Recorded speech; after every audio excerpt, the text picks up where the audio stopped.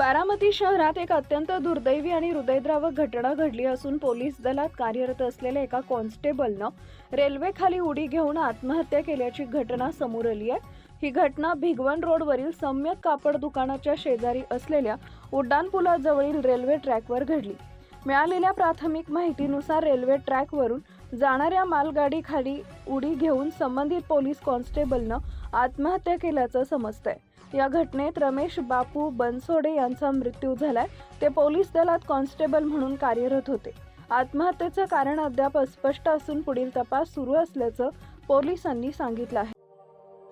अशाच नवनवीन बातम्या पाहण्यासाठी बारामती वार्तापत्र चॅनलला लाईक करा, शेअर करा, सबस्क्राईब करा आणि बेल आयकॉन प्रेस करा।